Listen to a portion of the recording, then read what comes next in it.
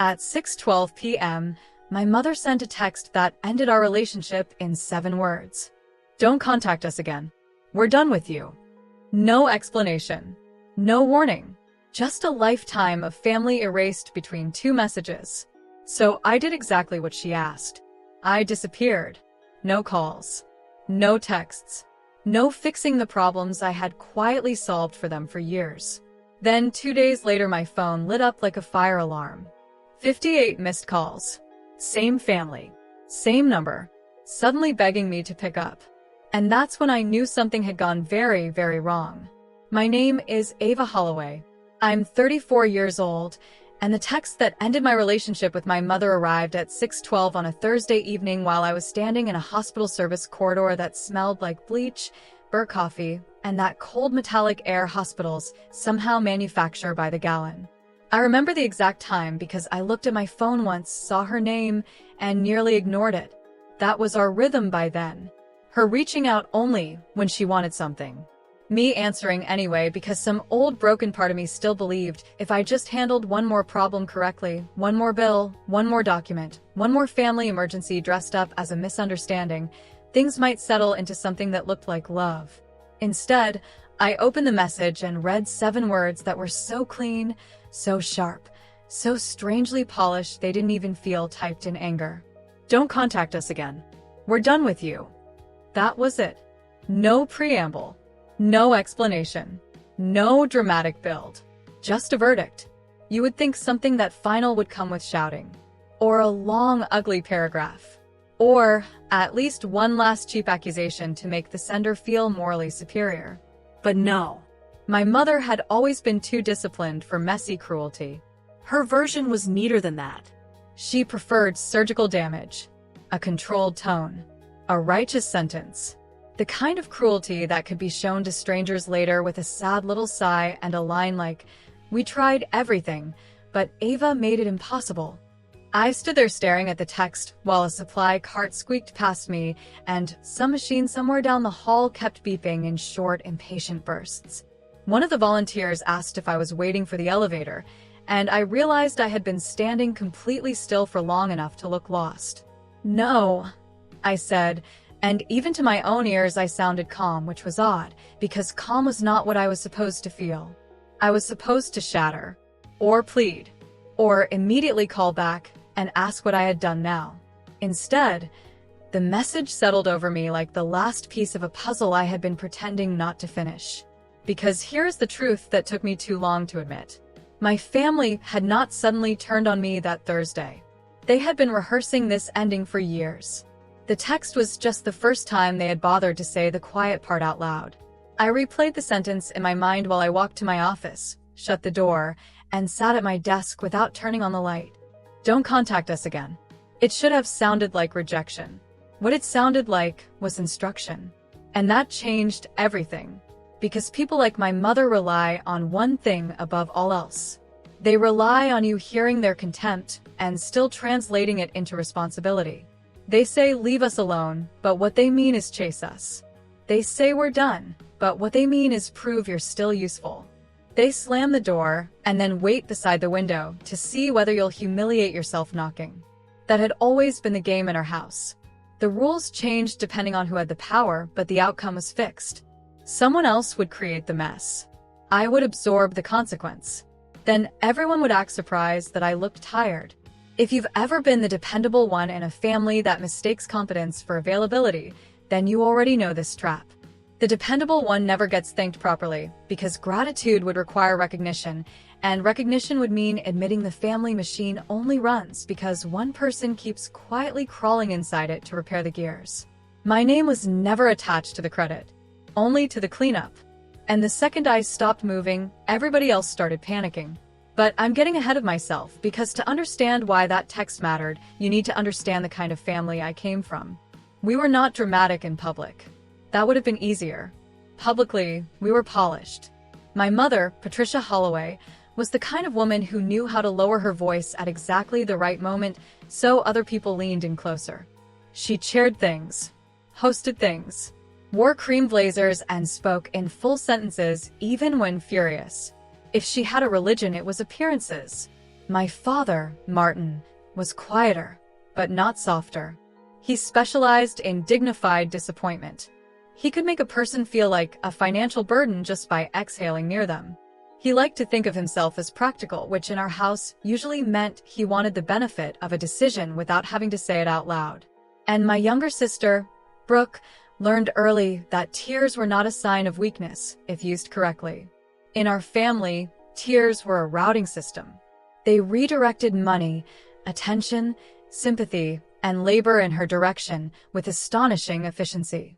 Brooke never needed to become responsible because she had perfected the art of becoming overwhelming. I, unfortunately, became useful.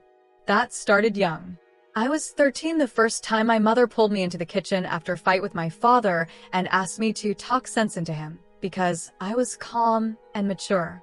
Calm and mature are labels families place on children when they need free emotional labor. At 16, I was reading loan papers over the dining table because my father did not like fine print and my mother preferred optimism to numbers.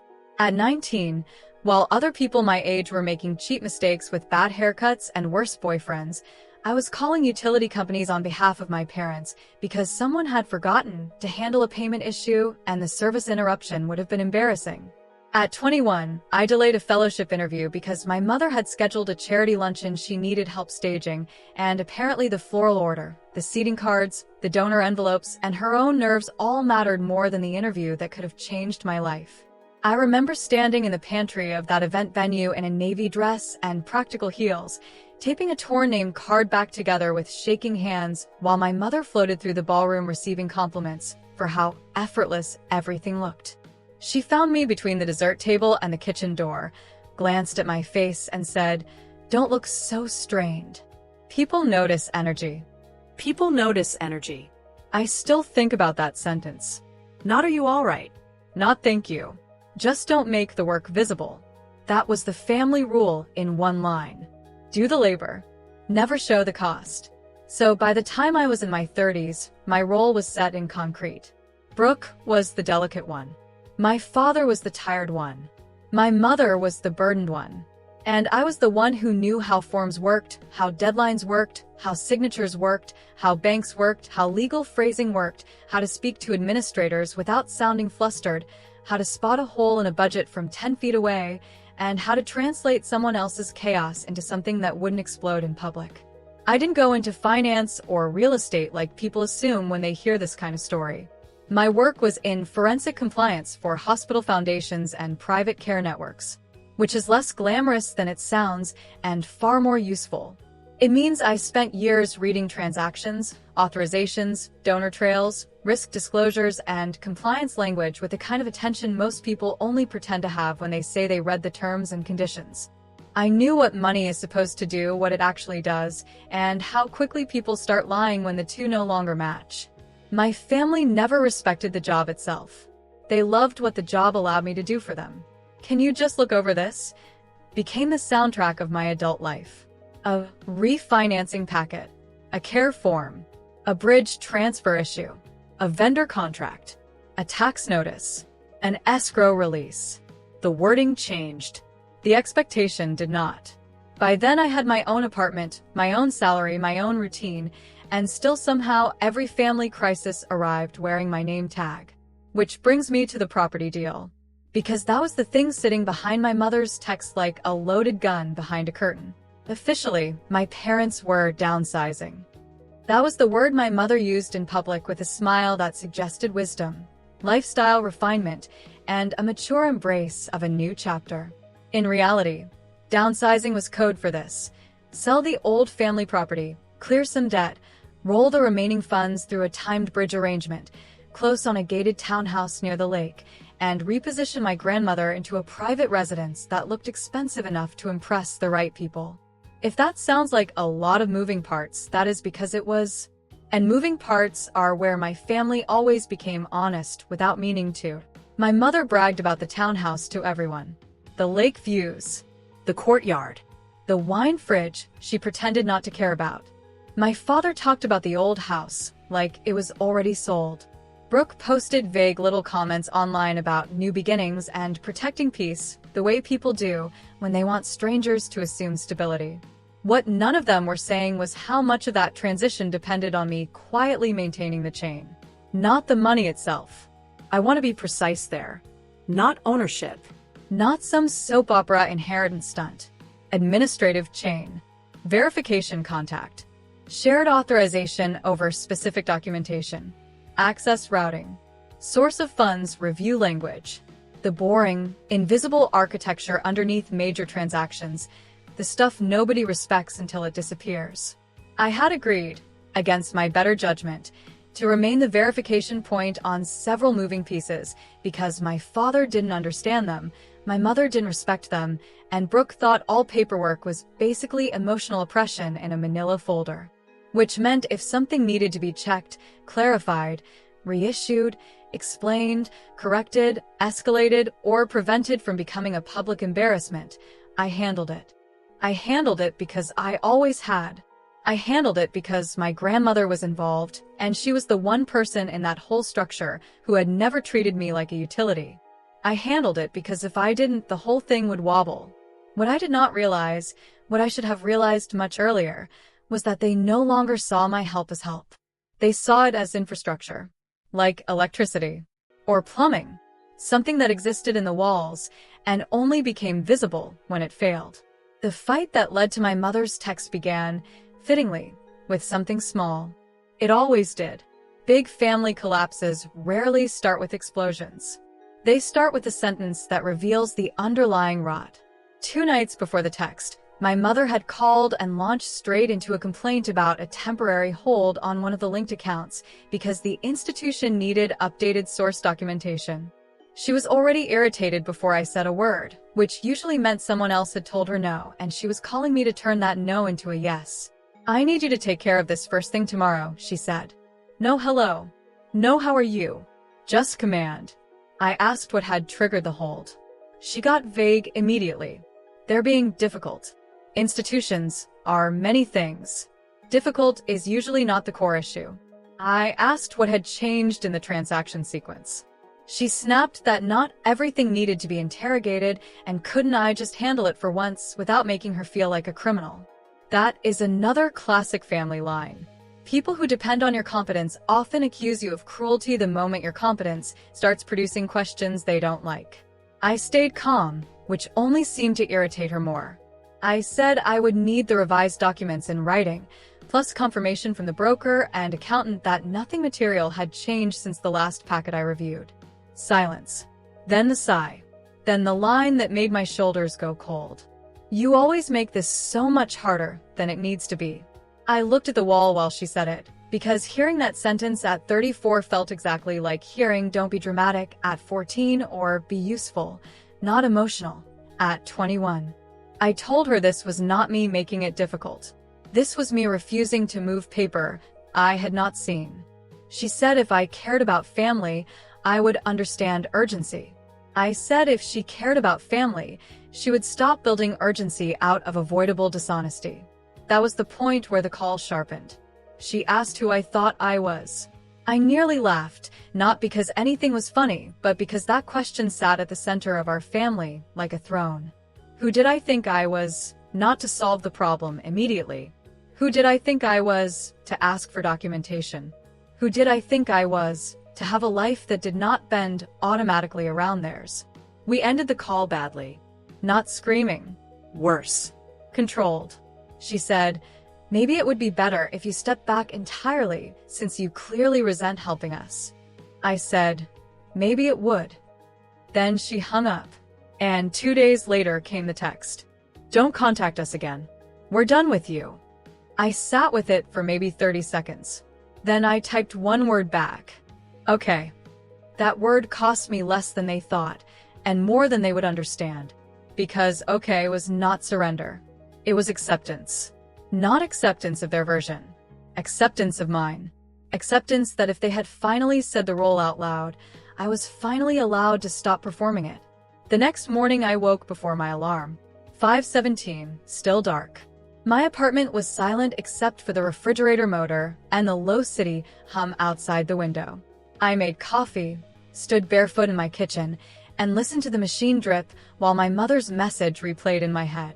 There is a strange kind of clarity that comes after someone says the cruel thing you've been bracing for your whole life. It hurts, yes, but it also burns away negotiation. All the little hopeful lies vanish. Maybe she didn't mean it like that. Maybe he was stressed. Maybe this time it's different. No. Sometimes people finally do you the favor of becoming unmistakable. I opened my laptop at 6:03 and started withdrawing. Calmly. Professionally. First, the title coordinator. I informed her that I was no longer serving as verification contact for the family transaction package and that any reliance on my prior review chain should cease immediately. Then the broker. I revoked authorization for communication routed through me. Then the linked access credentials. Suspension pending direct revalidation by the parties themselves.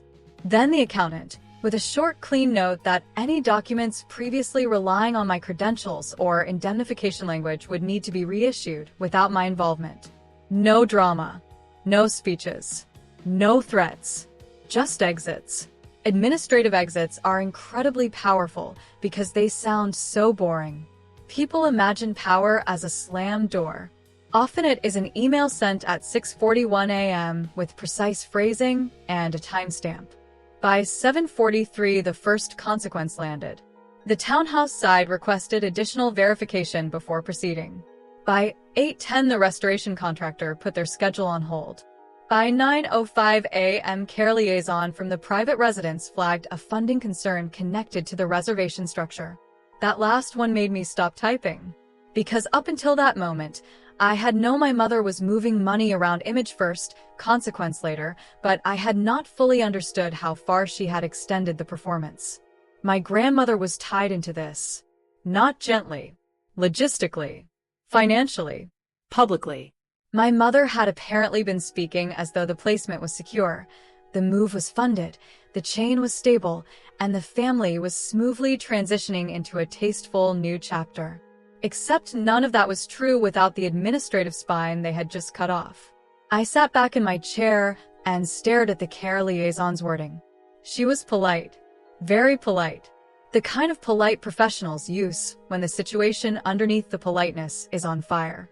I realized then that my mother had not just been counting on me to keep the structure standing. She had already been spending the social value of my reliability in rooms I wasn't even in. Around mid-morning, my phone started lighting up. First my father. I let it ring. Then again. Then my sister. Then a broker number. Then my father again. I watched the screen flash and darken, while I reviewed an oncology audit trail for work and tried not to laugh at the speed of the transformation. It had not even been 24 hours since Don't Contact Us Again, and already the family had moved into phase 2 of the script. Panic. Here's something worth asking, and I want you to tell me in the comments where you're watching from while you think about it, because stories like this travel for a reason. What time is it where you are right now? And how many of you have lived this exact pattern? The family ignores your labor until the labor stops. Then suddenly, you are not too much. You are not difficult. You are not cold. You are urgent. You are essential. You are a problem only because you are no longer solving theirs. By lunch, the voicemails had started. My father first, trying to sound measured and sounding frightened instead. There's been a misunderstanding. 23 minutes later. You need to call us today. Then later, the dignity fell off entirely. The title company says there's a hold. Patricia says you pulled authorization. I don't know what game you're playing, but this has to be fixed now. The phrase that stuck with me, there was game. Families like mine always call it a game when the systems they exploit stop responding to them. It lets them avoid saying the real thing, which is consequence. Brooke texted next, not to ask what had happened, but to accuse me of cruelty before she even understood the mechanics. How could you do this right before the move? Mom is humiliated. Do you understand the damage? There it was again. Not are you okay? Not why did you withdraw? Damage. Humiliation. The external image. That was always the emergency. The actual emergency was never the money, or the contract, or the delayed transaction. The emergency was that other people might find out they were not who they had been pretending to be. I almost answered. Then another message came through, and this one stopped me cold because it was from the care liaison again, asking whether the previously represented funding pathway was still valid or whether the residents should release the suite to another family. I read it twice. Then a third time. My grandmother's future had been stacked on top of a property closing that was stacked on top of a sale that was stacked on top of bridge assumptions held together by me. That is the thing manipulative families count on. They don't just entangle money. They entangle morality. They make sure a vulnerable person, an old parent, a sick relative, a child, sits somewhere in the middle, so the useful one can never withdraw without feeling monstrous. I knew that pattern because I had lived inside it for years. But this time something was different. This time I could see the trap while it was still open. And once you can see the trap, stepping out of it stops feeling cruel and starts feeling like oxygen. By the end of that first day, the calls had multiplied. The group chat had come back to life after weeks of near silence, and my mother had still not apologized for the text. Not once. Not in any message. Not even in the most theatrical voicemail where she called me vindictive, unstable, and ungrateful while demanding I resolve the issue immediately. Resolve the issue. That is how my family phrased rescue. Never thank you for helping. Always fix this. Clean this up. Handle it. Make it go away. I listened to her voicemail while standing at my kitchen island, the coffee I had reheated twice going cold again beside me, and something inside me shifted from hurt to attention. Because for the first time in my adult life, I was not trying to decode her tone. I was tracking the structure, the sequence, the tell. I knew there was more behind the panic than a delayed move. Something had been promised somewhere using my name, my role, or my reliability as collateral. I did not know yet how far the lie had traveled. I only knew that 2 days after telling me never to contact them again, the same people suddenly needed me badly enough to keep calling. And when people like that panic that fast, it is never over something small. It is over something they have already told other people is secure. That night, at 8:17, a new number finally flashed across my screen, and the voicemail it left changed the temperature of the whole story. The message was short, controlled, and somehow far more alarming than my parents' panic. Miss Holloway, this is Graham Pike. I represent your parents. We have a serious problem and need to speak tonight. I stared at my phone, then at my mother's original text, then back at the new message. Serious problem. Lawyer language is usually designed to make chaos sound administrative. So if a lawyer abandons all the cushioning and uses the phrase serious problem on day 2, that means something expensive is already burning. I typed back 6 words. You said move forward. Please do that. Then I set the phone face down on my counter and let the silence gather around it. But I didn't sleep much that night, not because I regretted anything, but because I knew by then that I was no longer dealing with wounded family pride. I was dealing with a paper trail, a social trail, maybe even a legal one. Somewhere, somehow, they had kept using the structure I built after cutting me out of it. And if I was right, then the next thing I learned was going to tell me exactly what they had been pretending to own, promise, or control while using my name as invisible scaffolding. And once I had that answer, the real collapse would begin. The next morning, Graham Pike called again at 8:06, and this time I answered before the second ring because there is a very specific tone lawyers get when a situation has moved past inconvenience and into liability. His voice was smooth, clipped, expensive sounding, the kind of voice that probably billed in 6-minute increments and never wasted a syllable unless it could be invoiced later. Miss Holloway, he said, thank you for picking up. I was standing at my kitchen sink in a gray t-shirt with my coffee going cold beside an open laptop, one hand pressed flat against the counter, the city outside my window still half asleep, and I remember thinking how absurd it was that my family's collapse had arrived before I had even washed my mug. You said there was a serious problem, I told him. Say it plainly. There was a pause, not long, but long enough to confirm what I already suspected. He had called expecting someone emotional. Someone defensive. Someone who could be softened with phrases like family stress and misunderstanding, and everyone is doing their best. What he got was me, fully awake now, already halfway into analysis. There are complications, he said, connected to the property transfer sequence, the care placement arrangements, and certain representations made to third parties regarding liquidity and timing. I almost laughed because when lawyers say representations made to third parties, they are usually describing a lie wearing a blazer. What representations? I asked, specifically. Another pause. Then he exhaled through his nose, dropped the legal silkiness a quarter inch, and gave me the outline. My parents had been presenting themselves as fully positioned to close on the townhouse, secure the care suite for my grandmother, and sustain a significant lifestyle transition without interruption. Not just to the seller, not just to the care facility, to social contacts, committee people, and at least one lender who had apparently been reassured that the family's internal verification chain remained stable. Internal verification chain. That was me, translated into neutral language. Were they telling people I was still involved after I withdrew? I asked. He did not answer immediately, which told me more than any clean admission would have. Some parties may have relied on prior understandings involving your role. There it was. Lawyer phrasing at its most cowardly. Some parties may have relied means yes, absolutely, your name was still being used, but I am not going to say that in a sentence that can be screenshotted later. I felt something cold settle under my ribs then. Not panic. Not even anger, not yet. Precision. That thin metallic precision that arrives when a suspicion hardens into structure. Did anyone imply I was still overseeing source verification or compliance continuity? I asked. Miss Holloway, I think what matters here is finding a cooperative path forward. No, I said, and I said it so quietly he had to listen harder. What matters is whether my name, role, or prior review chain was being used after I revoked authorization in writing. His voice tightened. I would prefer not to litigate semantics over the phone. That sentence alone told me the answer was yes.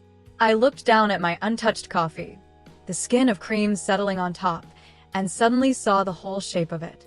My mother had not merely assumed I would come back. She had built the next phase of their life as though my return were guaranteed. She had already spent the social version of my reliability.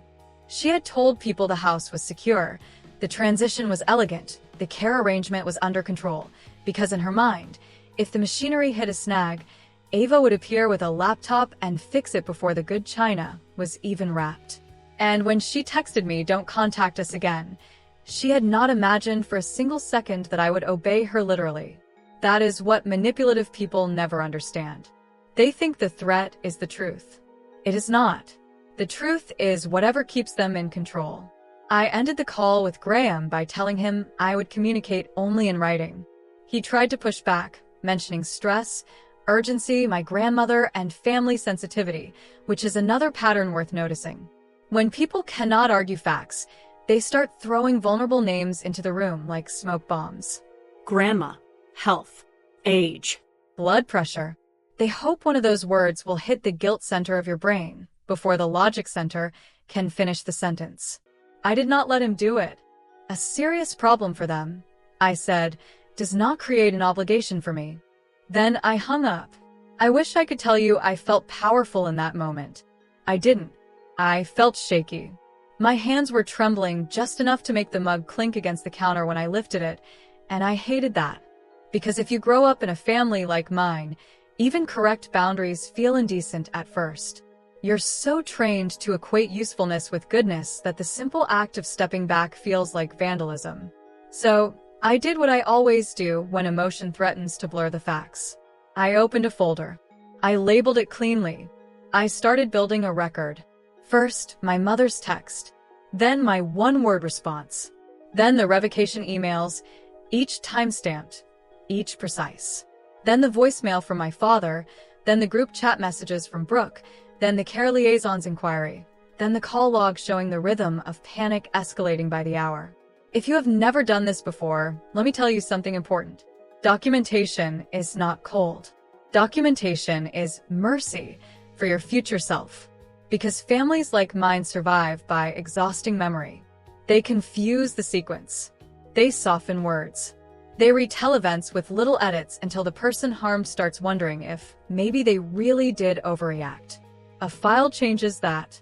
A file says no, this happened first, then this, then this. A file gives pain a spine.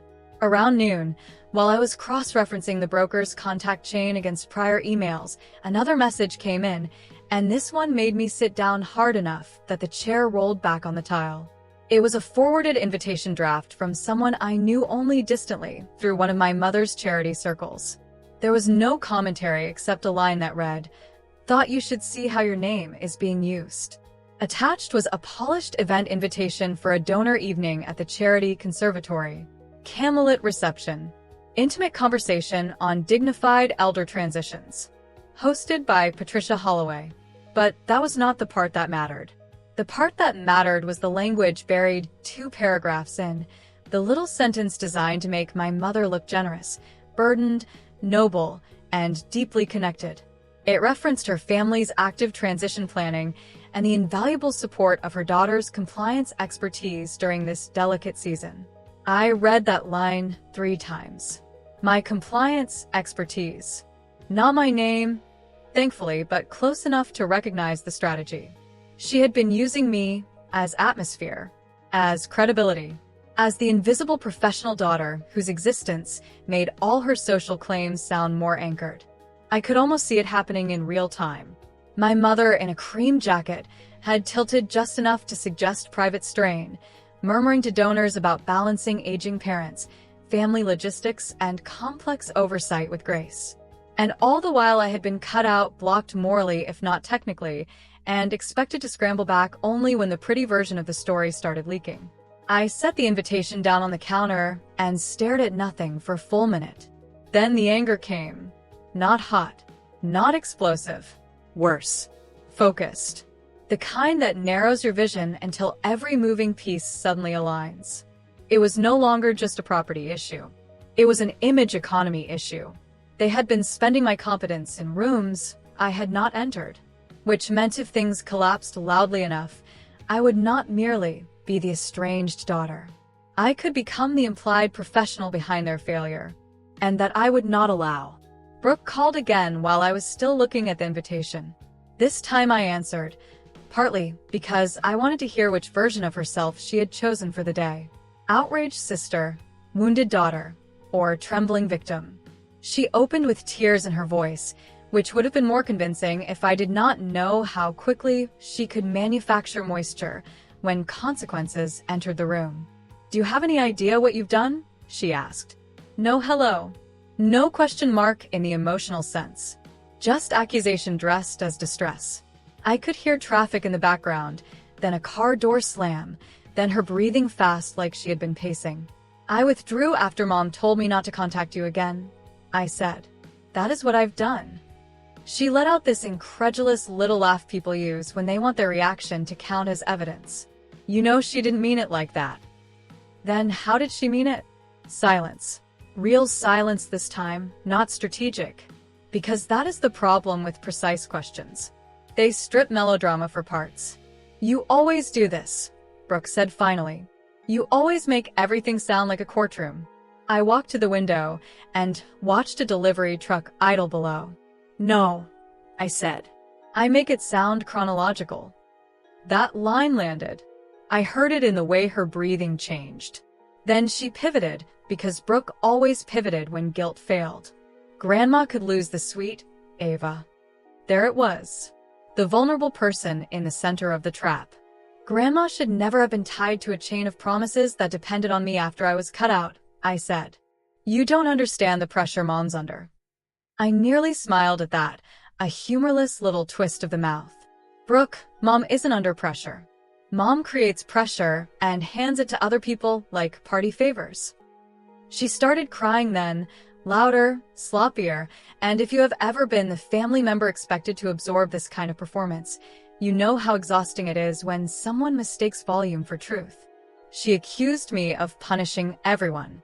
She said I had always enjoyed being the smart one. She said I made people feel small. That last part was especially revealing because it is often what entitled people say when your competence stops serving them and starts exposing them. Interesting, I told her. Because from where I'm standing, the only thing making people feel small right now is paperwork.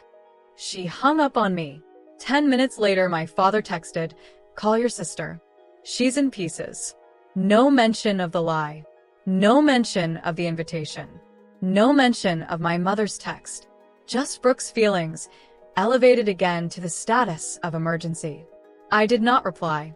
By late afternoon, the call count had become obscene. Broker. Contractor. Unknown number. Father. Mother. Brooke. Then Graham again. Then another unknown number, which turned out to be from the charity side.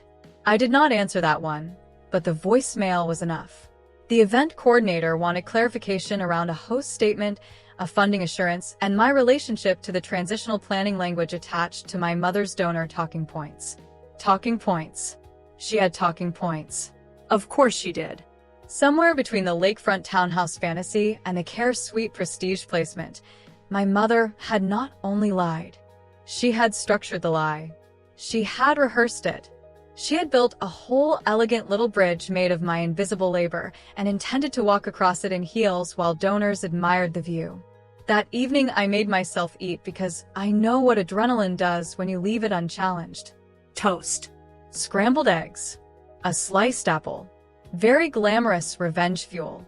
The kitchen light was too bright, the eggs tasted like cardboard, and my phone kept vibrating against the stone counter like an insect trapped under glass. 58 missed calls by then. Not 70.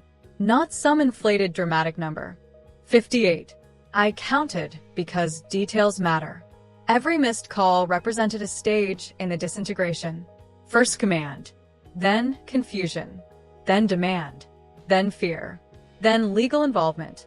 Then social collateral damage. That is the thing I wish more people understood. Power rarely collapses all at once. It strips in layers. First the certainty, then the image, then the logistics, then the people who were only loyal because the image looked expensive.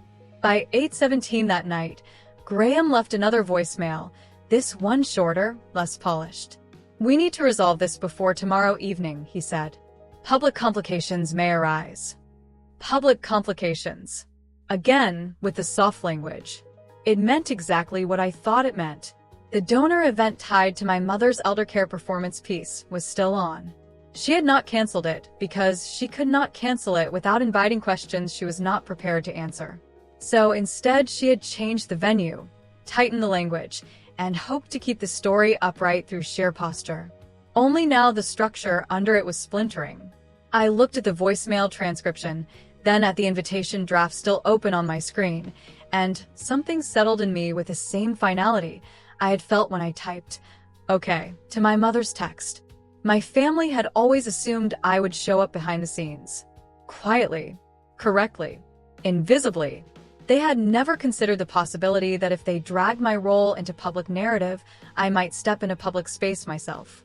Not to scream, not to perform, just to stand there long enough for the truth to stop needing their permission.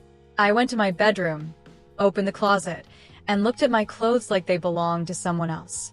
I knew then that by this time tomorrow, my mother's version of the story would either solidify around me or crack open in front of witnesses. And once I chose which one, there would be no sliding quietly back into the wall where they had always preferred me. The next day moved with the strange calm that comes before a storm you already know is coming. I woke up before sunrise, not because I had slept well, but because my body had apparently decided adrenaline counted as rest now. The apartment was dark except for the faint orange wash of a street lamp pushing through the blinds, and for a few seconds I lay there staring at the ceiling, listening to the old radiator tick and settle like it was trying to speak in code. My phone was face down on the nightstand, but I could feel it there, loaded, alive, waiting. I did not touch it yet. That was new for me. The old Ava would have reached instantly, heart already half apologizing for whatever disaster she was about to inherit before her feet even touched the floor. But this version of me stayed still, counted 3 breaths, let the silence exist.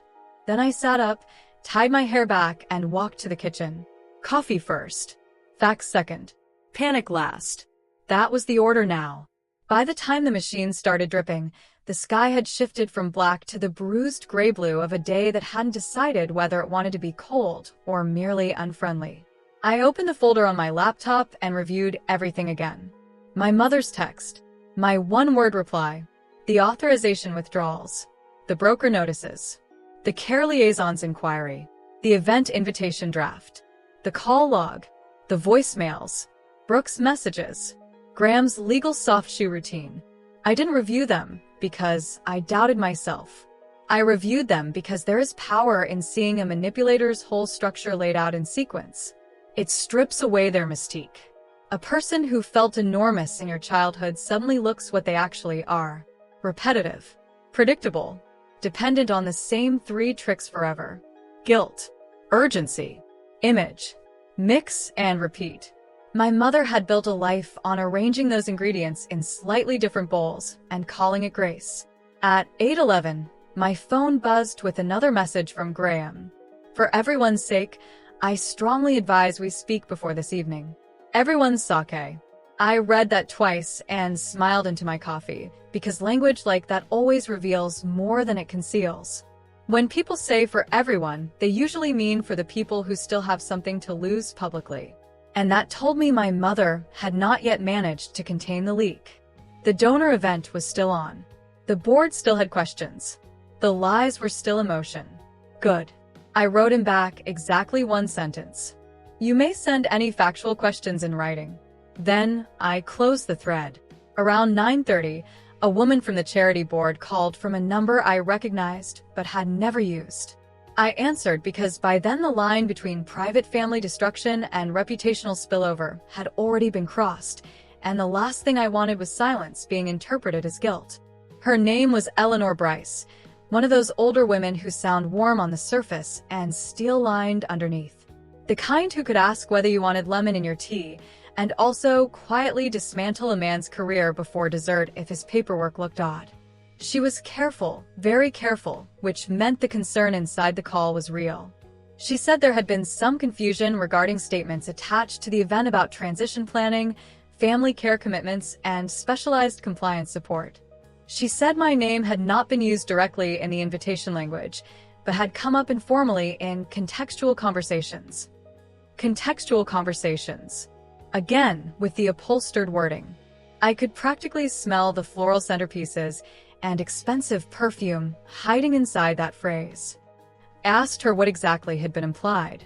She hesitated, just enough to suggest she already regretted how much she was about to say. It was presented, she said, that your professional role was helping ensure continuity and discretion during a delicate family transition. I looked at the window, at the reflection of my own face in the glass, and felt that cold precision return. Continuity and discretion. In my mother's mouth, those words meant one thing. Ava is quietly doing the ugly work, so I can continue looking noble in public. I told Eleanor, with the same calm tone I use when correcting a financial trace in a compliance review, that I had withdrawn from all family-related transactional roles in writing after being explicitly cut off from contact, and that any representation suggesting I remained involved after that withdrawal was false. There was a silence on the line, but not an empty one. It was the kind of silence that sounds like someone taking a note they will later read aloud in a room where your mother had assumed only admiration would be present. Thank you for clarifying, Eleanor said. That is helpful. Helpful. Another small lethal word. In polite circles, helpful often means the truth has finally arrived and someone else is about to have a long evening. After I hung up, I stood in my kitchen for a minute with both hands around the cooling mug and let myself feel it. Not triumph. Not yet. But certainty, yes. The kind that settles into your bones when you realize the structure of the lie is now visible to other people. That matters more than yelling ever will. A scream can be dismissed as emotion. A timestamp, an email chain, a board member's note, those are much harder to gaslight. By noon, my father had left 3 more voicemails. The first was tight and angry, the second tried to sound fatherly, and the third was pure panic, wearing his voice like a stretched suit. The fatherly one almost got me, not because it was good, but because it was familiar. Ava, he said, Whatever issues you have with your mother, don't do this in a way that harms the whole family. That sentence right there is a masterpiece of manipulative architecture. First, it isolates the problem as emotional issues. Then it narrows responsibility onto the daughter. Then it expands the damage outward, so the daughter feels like a bomb in the middle of the room instead of the person who just stepped away from the fuse. Don't do this in a way that harms the whole family. I replayed that one twice because I wanted to study it. That is what I started doing with their words once I stopped treating them as verdicts and started treating them as evidence. Patterns reveal themselves when you stop bleeding long enough to observe. Brooke texted next, and this one was almost funny in its desperation. If you show up tonight, Mom will never forgive you. I stared at the message, then at the stack of printed records on my dining table, then back at her text, and laughed out loud for the first time in 2 days. Never forgive me.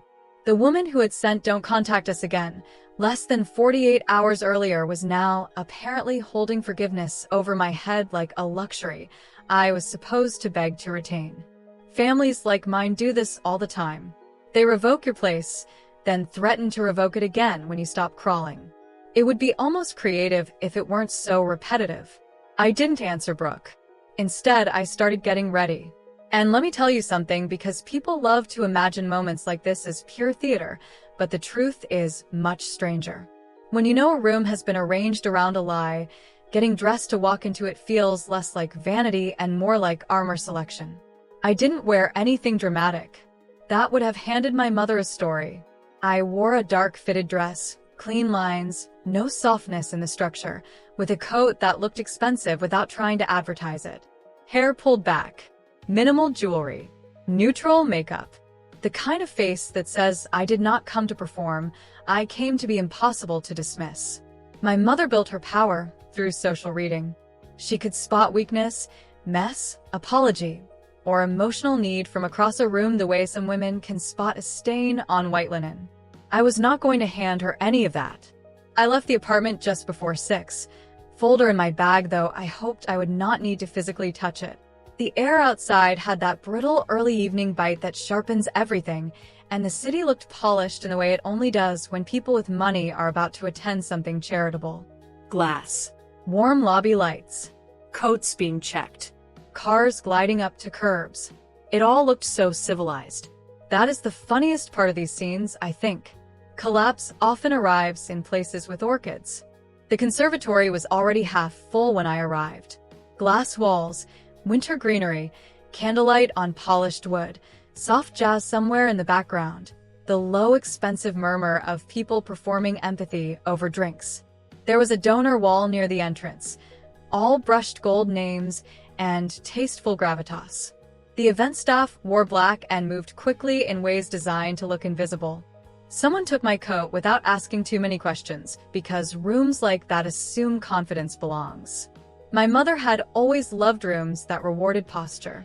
They were the only places where she could confuse curation for character and have other people help maintain the illusion.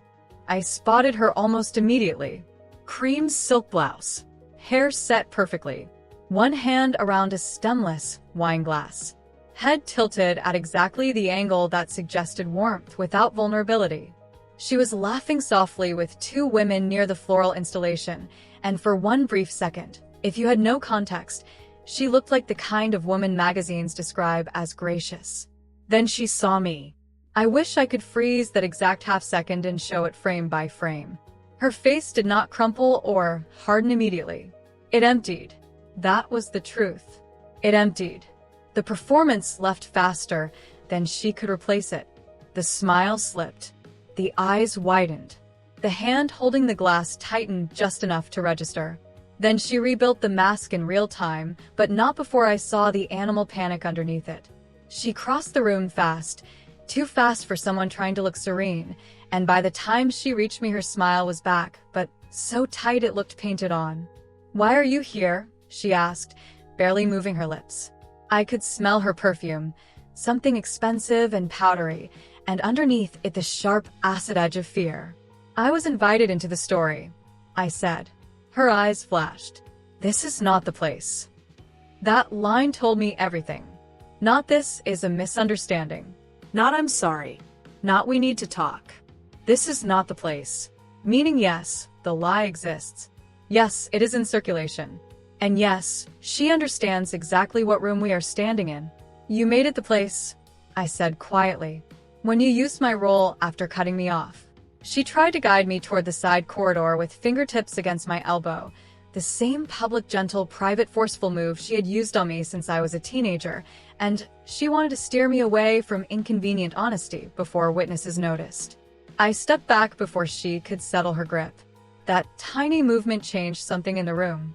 Two women nearby glanced over. One of the event staff slowed, then continued moving.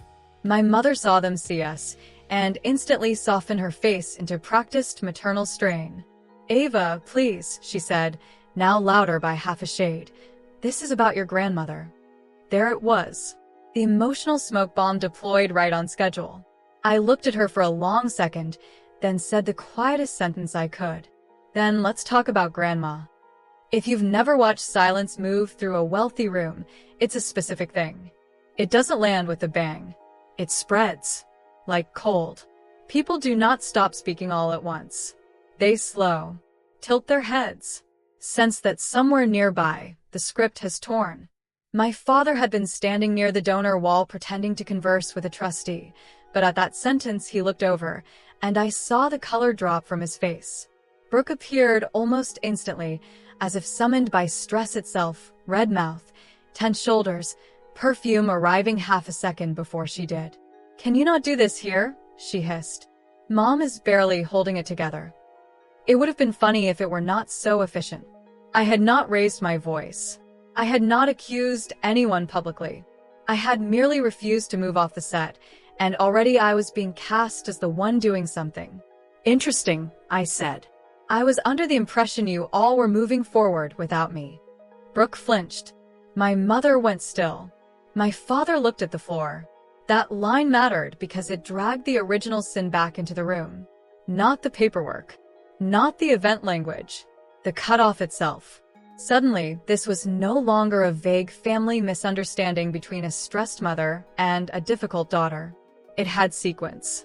They had exiled me, then kept using my invisible labor. That is not a misunderstanding. That is opportunism with family photos.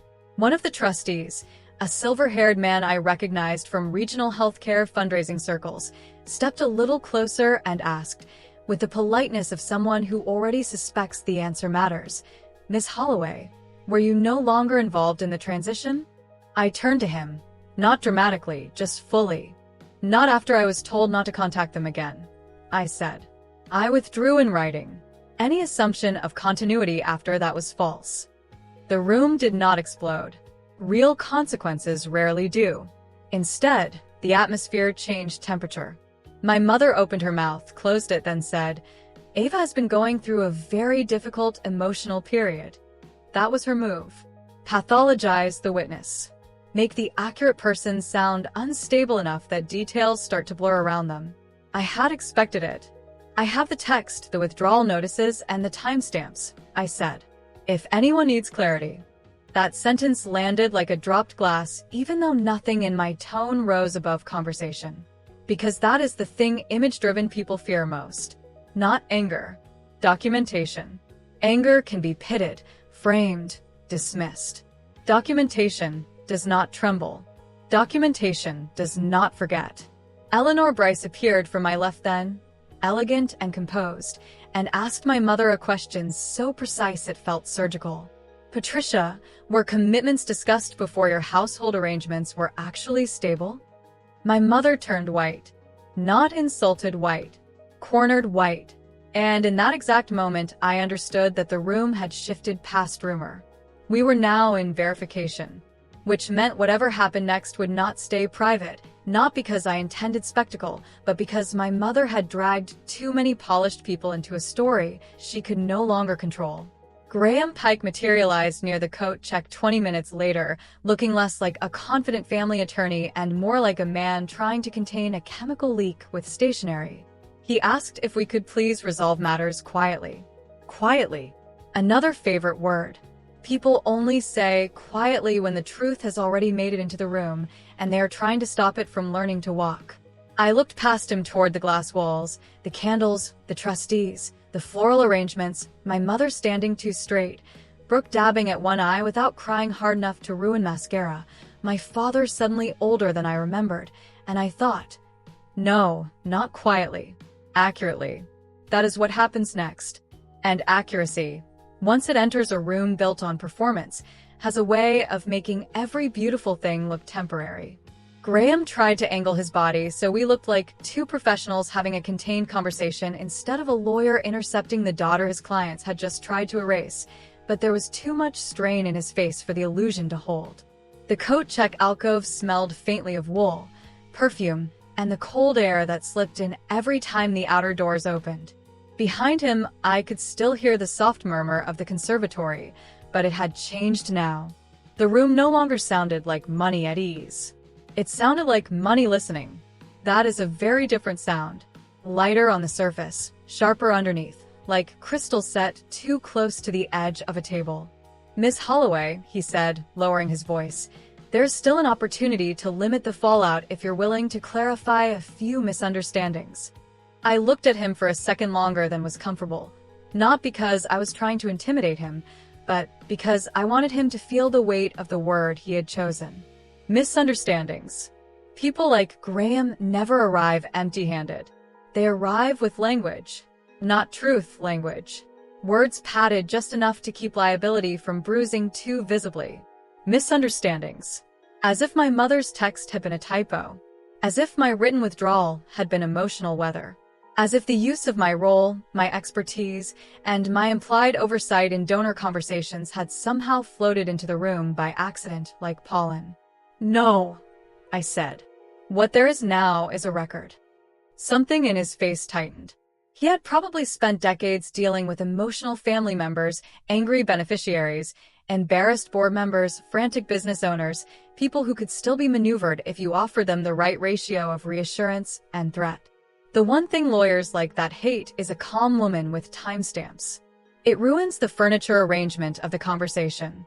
"Your parents are under significant pressure," he said. "The seller is reconsidering timing. The care facility has concerns. The board is asking questions. If we can simply establish that there was no malicious intent, then perhaps." "Perhaps what?" I asked. "Perhaps the room forgets they were still using me after telling me not to contact them again?"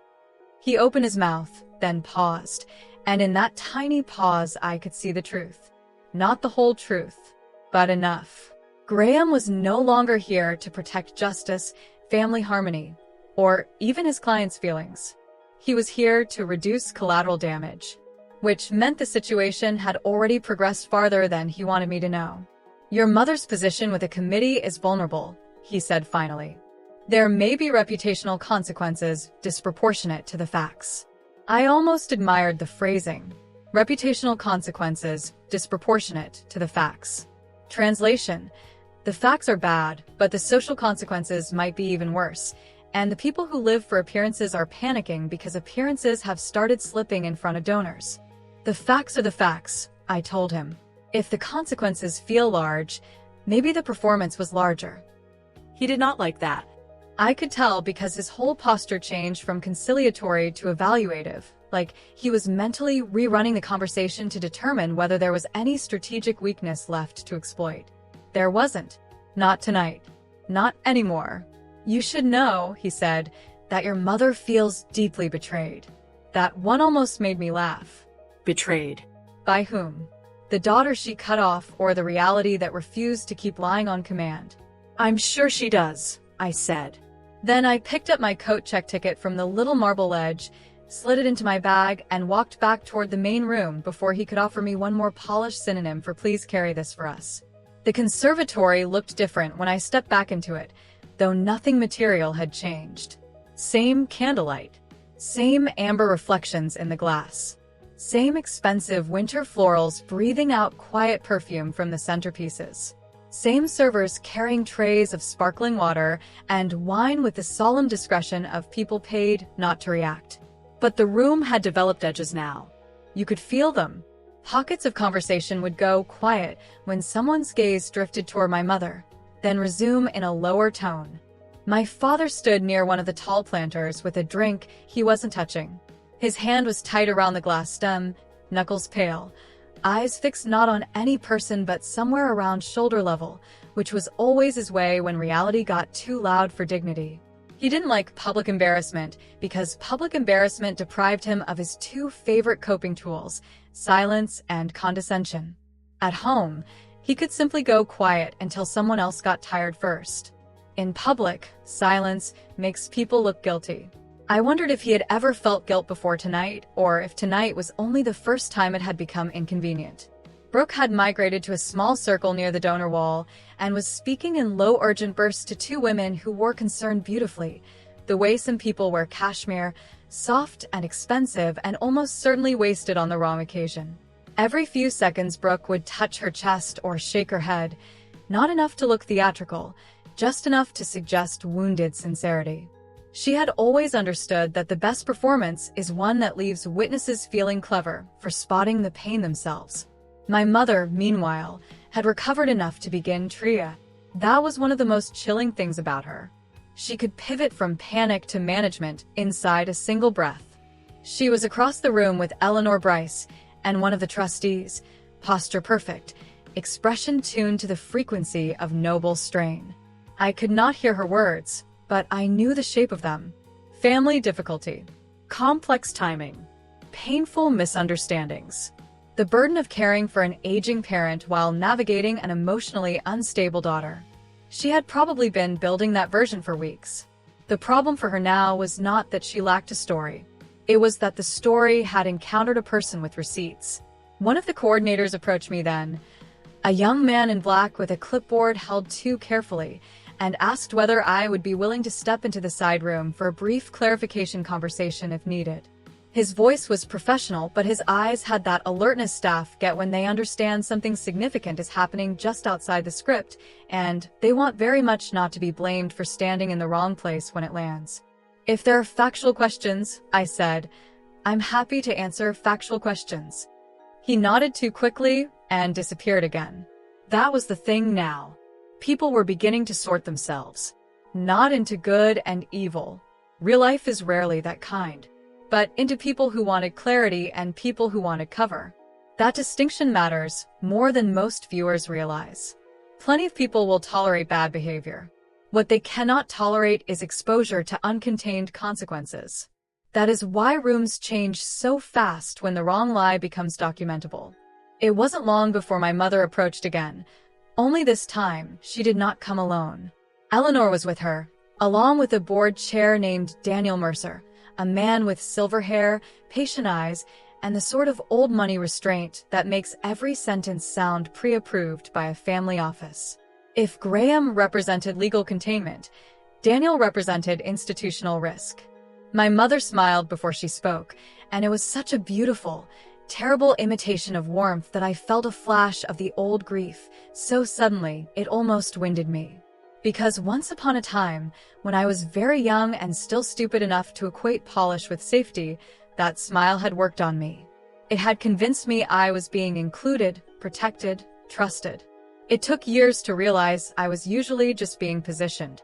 Ava, she said softly, Daniel has a few questions so we can avoid further confusion. Avoid further confusion.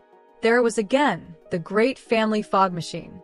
Everything reduced to confusion, so no one has to name choice. Daniel, to his credit, did not waste time flattering anyone. He asked me whether I had, at any point after receiving my mother's message, continued acting as an authorization point for the family's transition matters. I said no. He asked whether I had withdrawn that role in writing. I said yes. He asked whether I had reason to believe my ongoing involvement had still been implied to third parties afterward. I said yes. My mother tried to interrupt with, "That's a very unfair characterization," but Daniel lifted one hand, not dramatically, just enough, and continued looking at me. "Can you substantiate that belief?" he asked. There is something almost holy about being asked a clean question in a dishonest environment. I reached into my bag, removed a slim folder, and handed him exactly 3 items. the screenshot of my mother's text, the email confirming my withdrawal from verification and transactional communication, the donor invitation draft with the language about family transition support and compliance expertise. Nothing more. No flourish. No speech. Just the architecture. Daniel reviewed each page carefully, not skimming, actually reading. And while he did, I watched my mother's face start to fail in tiny places. Not all at once. First the right corner of her mouth. Then the eyes losing their light calibration. Then the shoulders, which stayed straight but ceased looking effortless. She could feel the shift because she understood status better than anyone. Status depends on what other people assume without checking. The moment checking begins, the whole costume starts to itch. Patricia, Daniel said at last, and the fact that he used her first name instead of some softened honorary title told me the room had moved another inch away from her control. Why was this language in circulation if Miss Holloway had already formally withdrawn? My mother's answer was almost masterful in its dishonesty. We were in a very painful period as a family, she said, voice soft, eyes glistening just enough. There was so much strain around my mother's transition, and I believed, perhaps wrongly, that Ava would still want what was best for the family even if emotions were running high. That was how she did it. She took a concrete sequence and rewrapped it in maternal abstraction. I didn't use her role without consent. I believed she still cared. I didn't rely on her after rejecting her. I trusted family bonds. That is why manipulative people are so dangerous in respectable spaces.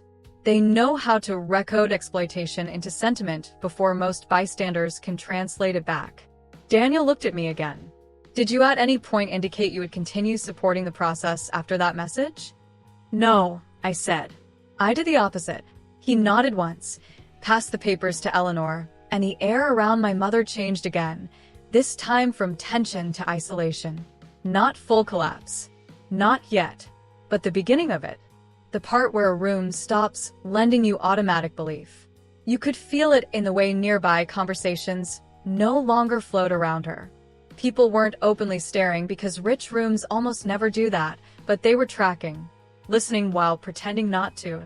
We all know that dance. My father finally came over then, and for a second I almost saw the version of him I had spent years trying to earn. Tired, decent, capable of regret. It lasted less than 2 seconds. Ava, he said through clenched teeth, whatever satisfaction you think this is bringing you, it's gone too far. There is a certain thrill in being blamed by the architect of the damage, as if your refusal to keep bracing the beams is what caused the collapse. It clarifies everything. You mean the truth has reached more people than you were comfortable with, I said. That's not the same thing as too far. His nostrils flared, a tiny movement, but one I knew from childhood. That was the signal that rage was passing through the filter of self-image.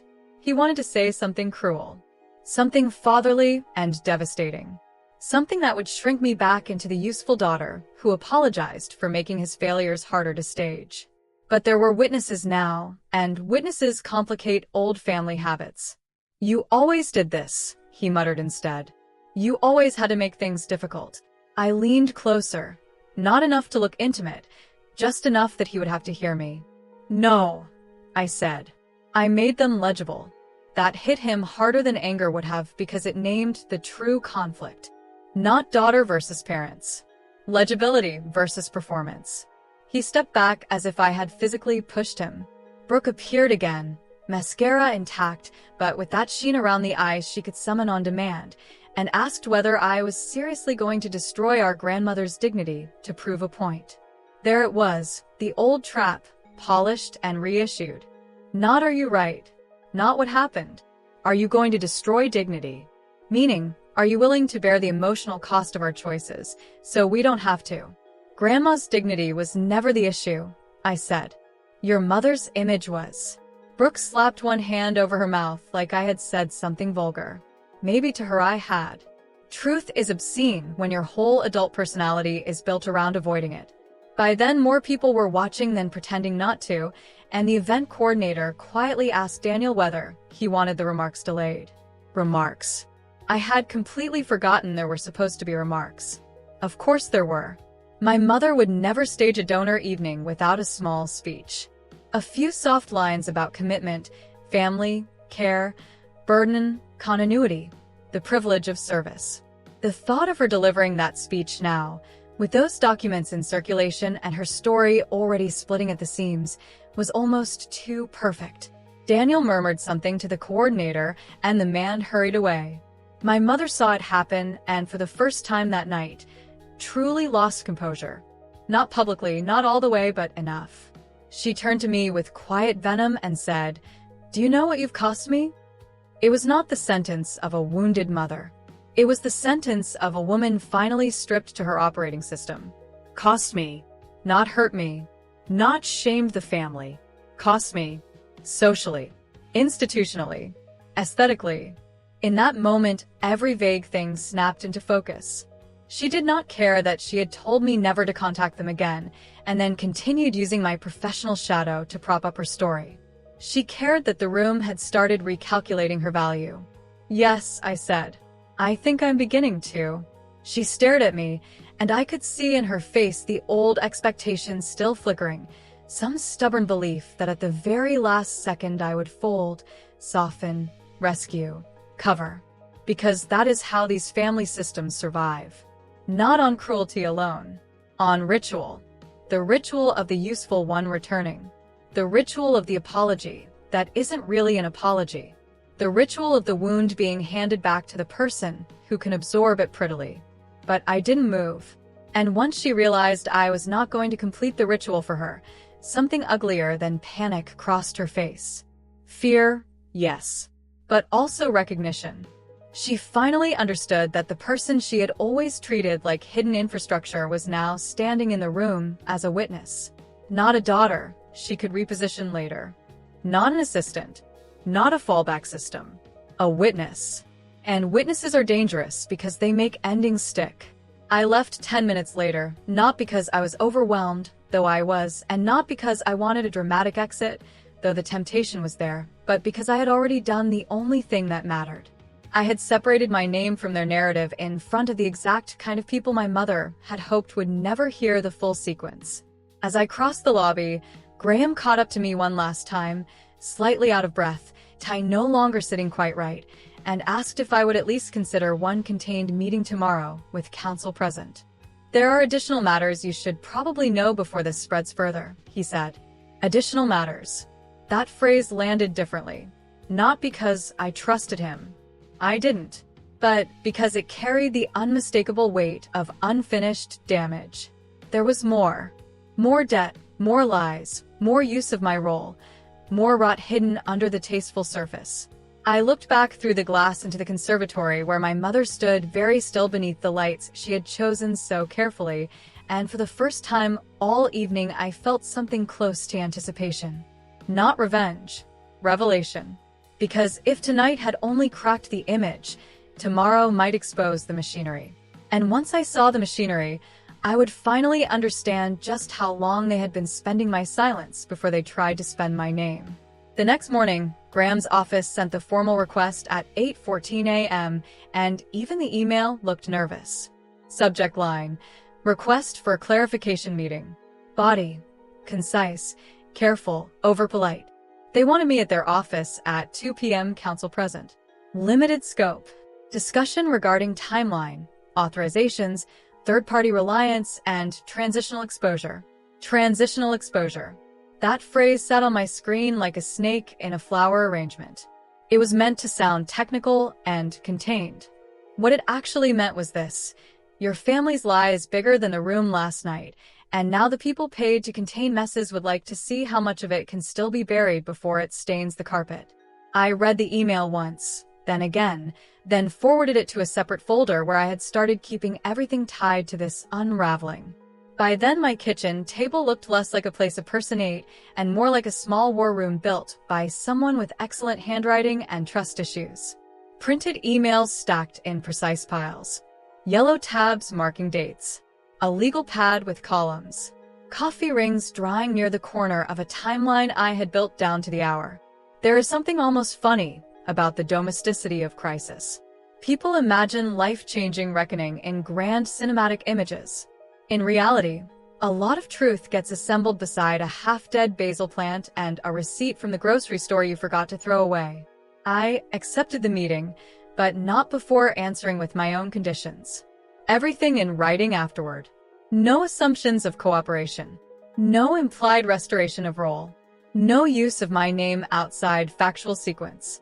I knew Graham would hate the wording because it did not leave room for emotional improvisation. Good. I wanted him on factual terrain. Lawyers who represent manipulative families often rely on the same trick manipulative families do. They blur sequence, soften verbs, and invite everyone to remember pain instead of order. I was not going in there to discuss pain. Pain is endless. Sequence convicts. The office was downtown on the 12th floor of a building with too much glass and not enough soul. The lobby smelled like expensive stone and filtered air. One of the receptionists wore the kind of smile that had probably been standardized in onboarding, warm enough to imply care, blank enough to prevent liability. I gave my name, and the woman's eyes flicked very slightly in recognition before she hit it again. That told me all I needed to know. The story had already arrived before I did. Graham met me himself instead of sending an assistant, which was its own form of confession. His tie was different from the night before, darker, tighter knot, but his face had that same stretched composure, like someone trying to keep an expensive painting from falling off the wall using only fingertips. "Ms. Holloway," he said, "thank you for coming." I nodded once. "You said there were additional matters." He gestured toward a conference room with frosted glass walls and a long walnut table. Inside were my parents already seated. Of course Brooke was there too, despite Graham's little fantasy about contained scope. My mother sat straight-backed in pale blue. Not cream this time, maybe because cream had betrayed her the night before by making her look too much like herself. My father looked exhausted in the real way now, not the curated way he used to perform after family arguments when he wanted to seem like the only adult suffering nobly. Brooke wore black, which on anyone else might have looked understated, but on her looked like a costume choice. The room smelled faintly of coffee, printer toner, and tension so sharp it almost felt electrical. There was also another attorney present, a woman I didn't know, thin-framed glasses, silver pen, expression so neutral it was practically antiseptic. Family counsel, apparently. Or maybe damage control counsel. Same species, different lighting. No one spoke until I sat down. Then my mother inhaled as if preparing to begin a speech she'd practiced in the mirror. "Ava," she said, and there it was again, that polished maternal tone, now stripped of warmth but still reaching for the shape of it. "This has all become far more public and painful than it ever needed to be." I turned to Graham before answering. "If this begins with a blame summary instead of facts, I'm leaving." That changed the room instantly. My mother's lips pressed together, so tightly they blanched. My father looked down. Brooke shifted in her chair with the offended restlessness of someone who had arrived prepared to be comforted and was discovering the room had not been arranged around her after all. Graham cleared his throat and slid a thin packet toward me. "Then facts," he said. The packet contained a timeline of the property sequence, the care reservation communications, and a summary of third-party statements as they understood them. As they understood them. Another hedge. Still, once I started reading, the true shape of the rot came into view. It was worse than I had thought, but not in the theatrical way people expect. Worse in the practical way. The humiliatingly ordinary way. My father had been carrying a business, debt tied to an investment he had framed to the family as a temporary liquidity issue. Temporary, in his vocabulary, apparently meant old enough to have its own dental records. The old family property, which he had been publicly describing as showing beautifully, needed more repairs than disclosed to the first buyer. Not cosmetic, not a few cracked tiles and some paint. Structural water damage in the lower level, electrical updates delayed, and a drainage issue bad enough that any cautious buyer's inspector would start writing in bold.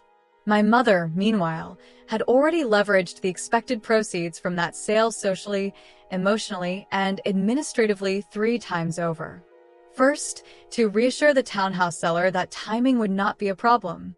Second, to secure the private care suite for my grandmother, which required a deposit chain connected to the sale sequence.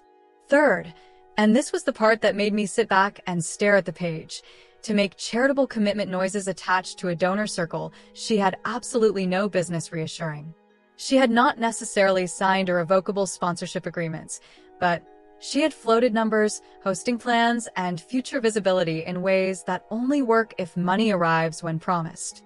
She had been building a whole polished second act on top of proceeds that did not yet exist, then using my reliability as the quiet reassurance behind every nod. I read through the packet in silence while the room waited. There is a very specific pleasure in making people sit with their own facts while you refuse to rescue them from the discomfort with immediate reaction. My mother twitched first. "You're making it sound so ugly," she said. I looked up slowly. "No," I said. "I'm reading it." That shut her up for exactly 12 seconds, which I know because I glanced at the wall clock when she started again. "We were under enormous strain," she said, voice softer now, aiming for tragic rather than righteous. "Your grandmother's future was at stake. We were trying to move quickly, and perhaps some assumptions were made about your willingness to remain involved because, despite everything, you're still family." There are moments when a sentence is so perfectly revealing that it almost deserves applause. Despite everything, you're still family. Meaning despite the rejection, despite the cutoff, despite the contempt, despite the direct order not to contact them again, they still believed family identity should override sequence, consent, and truth. They still believed blood granted indefinite access to my labor. "That's the whole problem," I said. "You treated family like a master key." Brooke let out a noise of disbelief. "Oh my God, Ava, listen to yourself." She threw both hands up, palms out, nails pale pink, eyes bright with that maddening blend of sincerity and entitlement she had perfected years earlier. "No one was trying to exploit you. Mom was trying to hold everything together. Dad was trying not to lose the house. Grandma needed placement. Everyone was drowning, and all you can talk about is language. Because language is how drowning gets outsourced," I said. "That's how. Can you just look this over?" Becomes, "You'll still handle it, right?" Then that becomes, "We thought you understood," when something blows up. Brooke shook her head and laughed the way people laugh when they are terrified of a point landing. "You always do this. You always make everything into some cold system." "Because that's what it was," I said. "A system. One where I absorbed risk, and you called it love." That landed.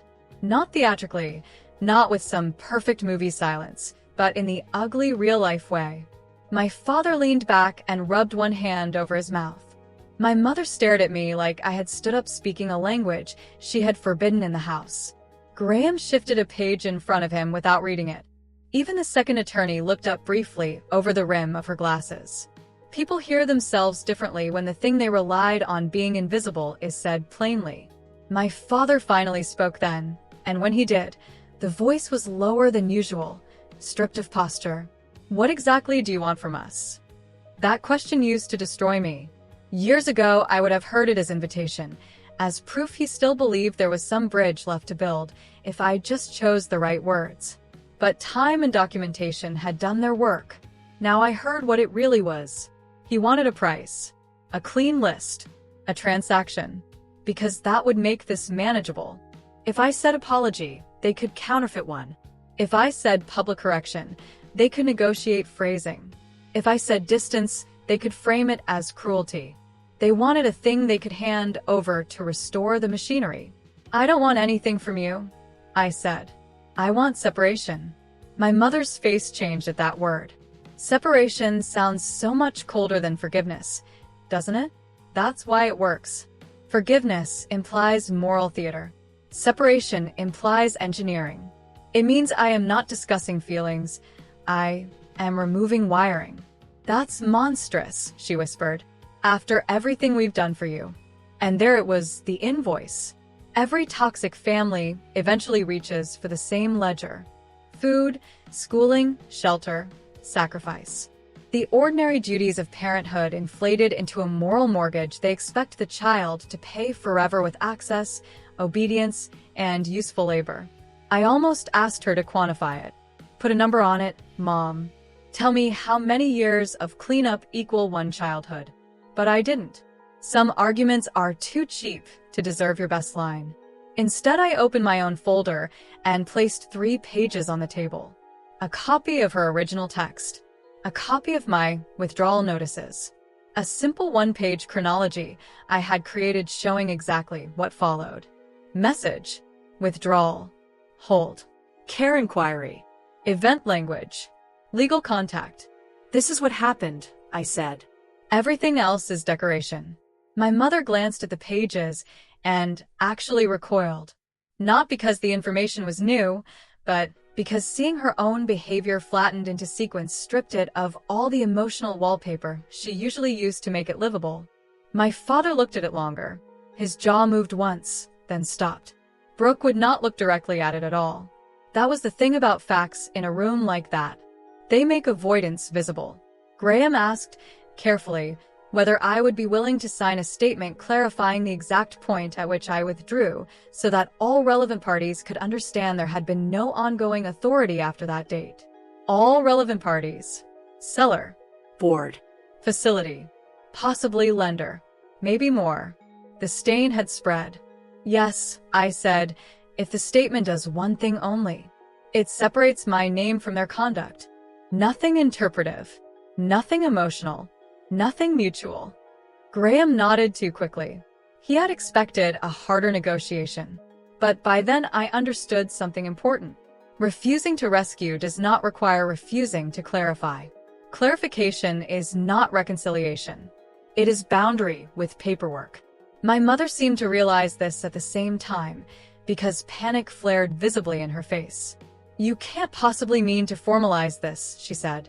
Patricia, the second attorney said quietly, and that was the first useful thing anyone on their side had done all day. She didn't say be quiet. She didn't have to. She said Patricia in the tone professionals use when they need a client to stop drilling through her own defense. My mother looked at her like betrayal had changed seats. I signed nothing that day. Not yet. But I agreed to review a final draft once it was stripped of all euphemism. Then I stood to leave. My father rose halfway, stopped, and then said my name in a voice I had not heard from him in years. Not tender. Not exactly. But unarmored for a second. If this all falls apart, he said, your grandmother suffers too. I turned back, hand on my bag, and looked at him carefully, because this mattered. This was where many people watching would expect the story to soften. The old guilt. The vulnerable elder. The possibility of a daughter stepping back into the machinery for one more emergency. So let me tell you exactly what happened inside me in that moment. I did think of my grandmother. Her hands, cool and paper-thin now. The way she used to fold a napkin exactly before placing it in her lap. The way she alone had once asked me, years ago, if I was tired, and meant me, not my usefulness. I thought of her sitting at the center of all this polished chaos like a human heirloom everyone wanted to display, but no one wanted to budget honestly around. And because I thought of her clearly, not sentimentally, I knew exactly what to say. Then maybe, I told my father, you should have cared more about what was true than what looked impressive. I left them there with that sentence hanging in the conference room like something surgical left on a tray. Out in the hallway, the air felt too cold and too clean. I walked past the receptionist, past the lobby stone, past the glass doors, and only when I hit the sidewalk did I realize my hands were shaking again. Not from doubt, from release. There is a physical cost to not betraying yourself when betrayal has been your family's love language for years. You feel it in the hands first, I think. The body still expects punishment. By evening, Graham's office sent over the draft statement, and I knew from the first paragraph that they were still trying to cheat with language. Following a period of family misunderstanding and administrative transition, Ms. Holloway's role became less direct. I laughed out loud in my apartment. Less direct. Became. Family misunderstanding. Administrative transition. It was like reading a scented candle version of a structural fire. I marked it up ruthlessly. No family misunderstanding. On date, Miss Holloway received an explicit message instructing no further contact. On date, she withdrew all authorization and communication roles in writing.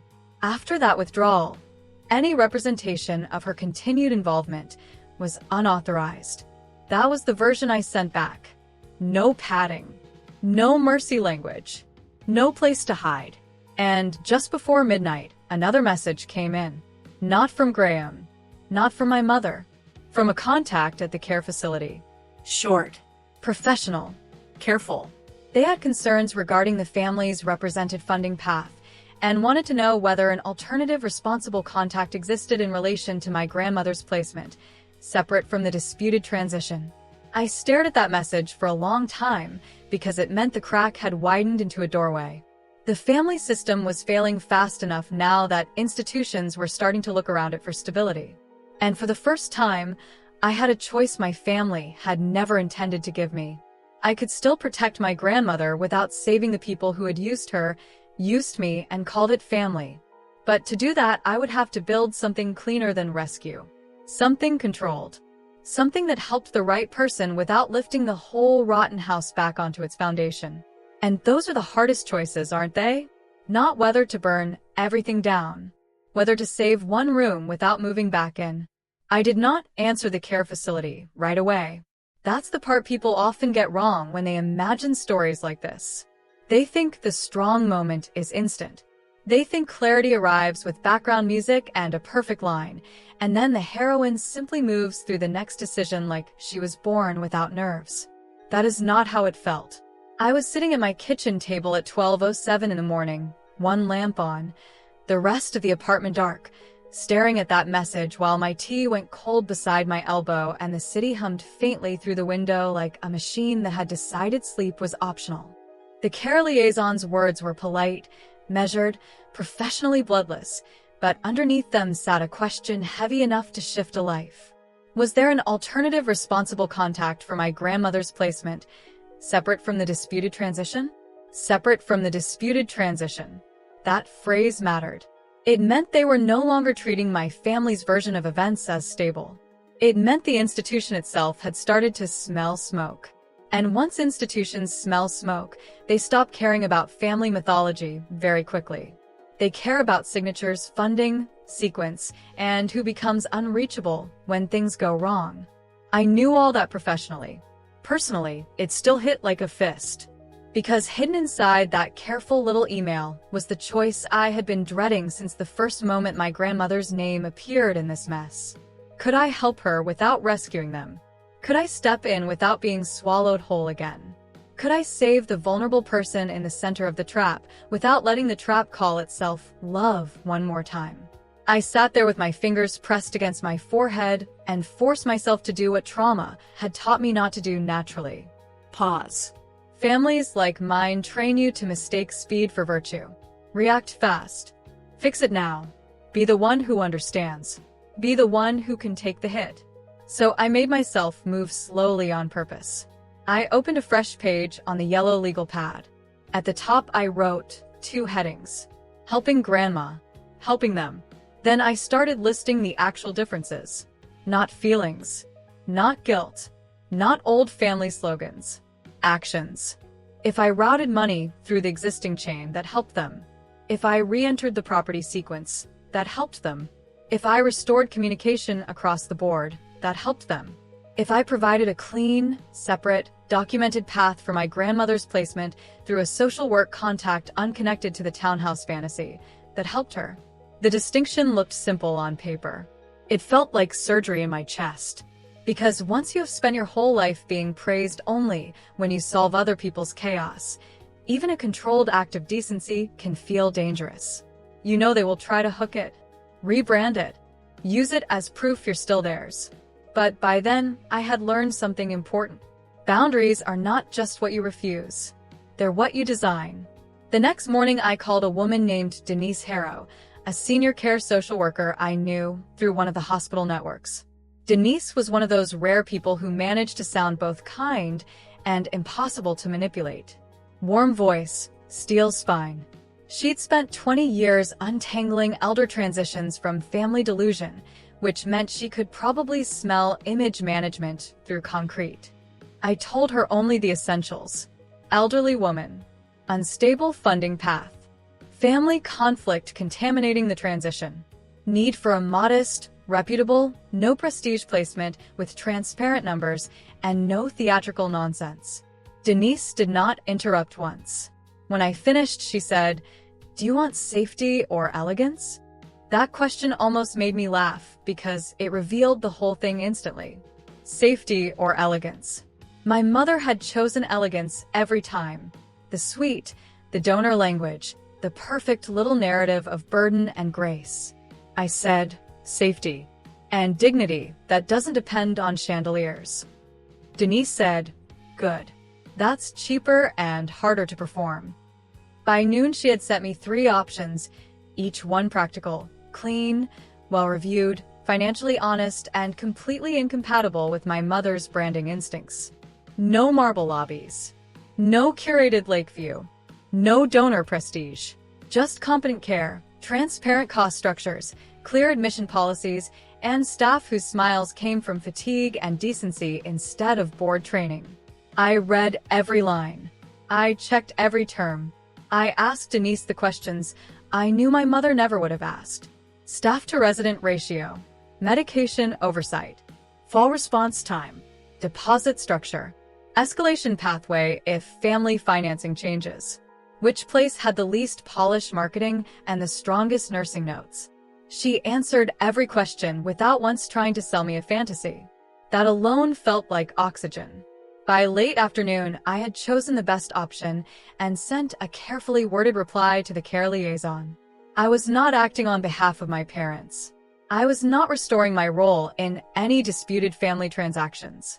I was, however, willing to facilitate a separate, documented conversation regarding my grandmother's placement only if the financial chain was fully independent of the property transition and routed through direct institutional clarity. No assumptions. No implied continuity. No blended obligations. I knew that wording would irritate everyone involved, which is how I knew it was correct. 3 hours later, my mother called. Of course. Blocked number. She had discovered enough to panic, but not enough to control. I let it ring once, twice, 3 times, then answered. She didn't say hello. She went straight to fury, which was useful because fury is honesty with bad tailoring. "How dare you interfere behind my back," she said. I was standing at my kitchen sink rinsing a coffee cup, and I remember looking at the water spiraling around the drain while she talked, because if I looked straight ahead, I might have started laughing, and that would have made her feel mocked instead of merely exposed. "You used Grandma to humiliate me," she continued. "Now you want to downgrade her life, just to make a point." Downgrade. There it was. That word told me everything I needed to know. To her, safe care without prestige was a downgrade. Not because my grandmother would be neglected, because my mother would be less admired. "What I want," I said, turning off the tap and drying my hands slowly on a dish towel, "is for Grandma to be somewhere honest." She made this little sound in her throat, halfway between disbelief and disgust. "You always did hate nice things." That line was so absurd, I actually smiled. Not nice things. Dishonest things wrapped in nice things. But that distinction had never interested her. "You don't get to rewrite this," I told her. "You tied her future to a move you couldn't fund cleanly, then kept using me after cutting me off. I'm separating those issues. That's all." She hissed. "You are enjoying this." That accusation appears whenever someone benefits from your silence for too long and then finally hears you speak in complete sentences. They cannot imagine self-respect, so they recode it as pleasure. "No," I said. "I'm ending it." She hung up on me, which at this point was less a power move and more a reflex. The real collapse started 2 days later. The old property buyer walked. Not paused. Not renegotiated. Walked. Once the new inspection details and repair credit demands landed against the unstable transfer schedule, they exited. The seller of the townhouse, who had apparently been patient only because everyone kept reassuring him the Holloways were stable, took another offer. That one happened fast. fast enough that my mother found out from the broker after the deposit route had already dried up. There is a kind of horror reserved specifically for people who think delay is still control. My father called me that evening from his own number, no blocked theatrics, no lawyer in the background, no carefully chosen vocabulary. Just him. "The townhouse is gone," he said. His voice sounded scraped out.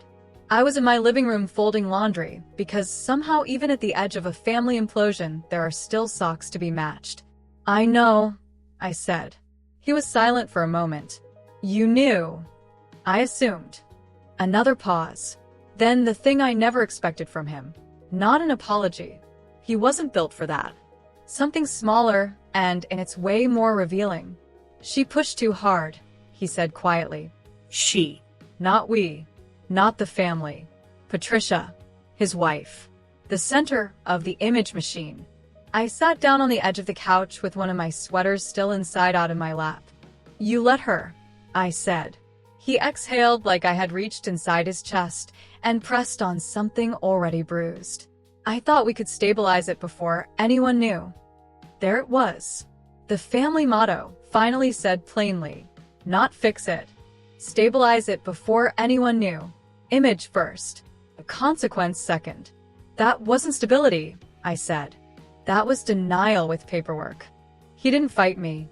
That unnerved me more than if he had shouted. Then he said, "Your mother won't survive this socially." Socially. Not morally. Not financially. Socially. Even in ruin, the language tells on people. "That's not my department anymore," I said. I expected anger. Instead he said very low, "No, I suppose it isn't." Then he hung up. The charity board moved more quietly than my mother's panic, but much more effectively. She was not publicly disgraced in some theatrical sense. That almost never happens in those circles. What happens is more refined and somehow meaner. Invitations slow. Roles are reconsidered. Committee reshuffles occur in the name of recent strain. A woman who has built her life on tasteful relevance starts discovering that rooms she once entered automatically now require explanation. Eleanor Bryce never called me with gossip. She didn't need to. A mutual contact sent me a message 3 days later that simply read, "Patricia is stepping back for now." For now. Another one of those elegant little social phrases that really means the room has revoked confidence and wants the matter to fade, without fingerprints. My mother called after that too, but differently now. Not furious. Frantic. She left a voicemail at 11:34 p.m., and I still remember the exact sound of it because I listened twice, sitting at my kitchen island with one bare foot tucked under the opposite knee and the overhead light off, the message playing in the reflected blue from the microwave clock. "Ava, please," she said, and that single word told me more than all her previous speeches had. Please was not in her native language. Need was. Command was. Performance was. But please, genuine please, sounded foreign in her mouth, thin and almost frightened. "I know things have gone badly," she said. "I know I said things in anger. But this doesn't have to be permanent. We can fix this as a family if you stop punishing us." There it was again, the trapdoor under every nearly apology. Not "I hurt you." Not "I lied." Not "I used your name after cutting you off." Stop punishing us. In her worldview, consequences remained an action I was taking, not a structure she had built. I deleted the message and made tea. Not because I am cold. Because I finally understood that listening over and over to someone distort reality is not compassion. It is self-harm with nostalgia. The placement for my grandmother came together a week later. Cleanly. Directly. Denise handled the institutional routing. I reviewed only what affected Grandma's immediate welfare and made sure every document was separate from the failed property sequence. No mingled promises. No bridge assumptions. No donation-adjacent fantasy language. Just cost, care, timing, signatures, and a move date. The place itself was modest but warm, with wide hallways, actual nurses in soft shoes, sunlight in the day room, and a faint smell of laundry and soup that I trusted more than any luxury diffuser in my mother's preferred residence. When I visited before finalizing it, One of the aides was sitting beside a resident brushing her hair and chatting to her about a grandchild's drawing taped to the wall. No performance. No optics. Just care. I stood in that hallway for a minute longer than necessary because it hit me suddenly and hard that this was what dignity looked like when no one was trying to sell it. My grandmother moved in on a Tuesday.